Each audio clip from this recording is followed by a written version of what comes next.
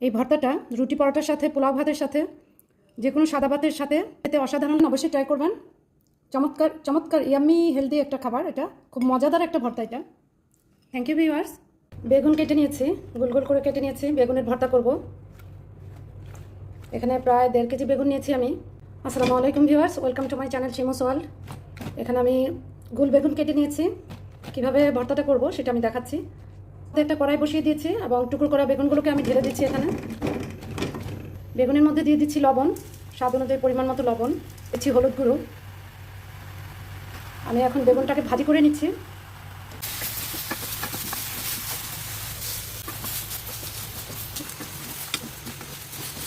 পুরা করে ভেজে নিচ্ছি।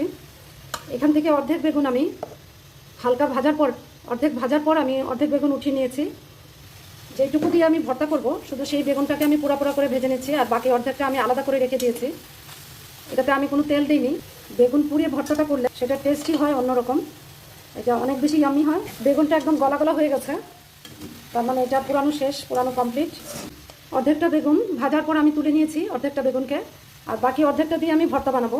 আর ফ্লেভারটার মধ্যে একটা পুরা গন্ধ আসবে, তখন এটা খেতে খুব ইয়াম্মি লাগবে, অনেক মজা লাগবে। এরকম একটু পুরা হবে বেগুনটা। বেগুনটা আমার হয়ে গেছে, এখন এটাকে আমি আস্তে করে তুলে নিচ্ছি। বেগুনটা ভাজার পর আমি একটা বাটিতে তুলে নিলাম। চমৎকারভাবে পুরা করে আমি ভেজে নিয়েছি বেগুনটাকে, খুব সুন্দর একটা ফ্লেভার বের। ভাজা বেগুনটাকে আমি একটু ম্যাশ করে নিচ্ছি। বেগুনটাতে একটা স্মোকি ফ্লেভার আসছে, যেহেতু আমি এটাকে পুরা করেছি ভাজার সময়। বেগুনটা থেকে কিছু চামড়া আমি আলাদা করে নিচ্ছি। খুব বেশি চামড়া এটাতে পাওয়া যাবে না, কারণ এই বেগুনটা খুব সফট থাকে এবং এটার চামড়াটাও খুব সফট। খুব সামান্য কয়েকটা চামড়া আমি পেয়েছি, এই চামড়াগুলোকে আমি ফেলে দিচ্ছি।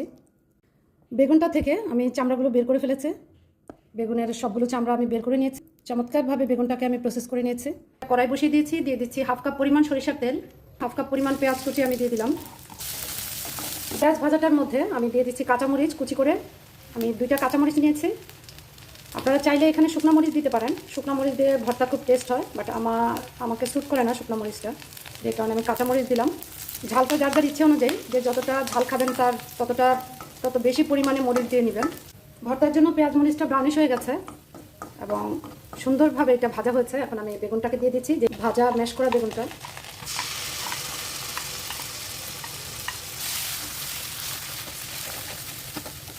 আর একটু লবণ, 1 চিমটি পরিমাণ লবণ আমি এখানে দিয়ে দিলাম। দিচ্ছি কুচি করা ধনিয়া পাতা।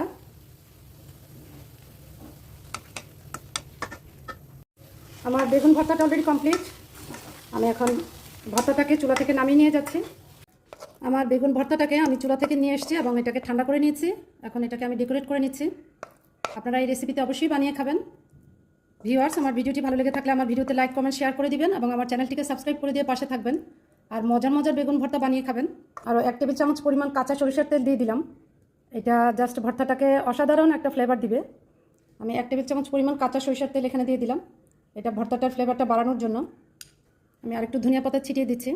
ভর্তাটা রেডি করার আগে অবশ্যই লবণটাকে চেক করে নিতে হবে। ভিউয়ার্স, রেডি হয়ে গেল আমার চমৎকার বেগুন ভর্তা।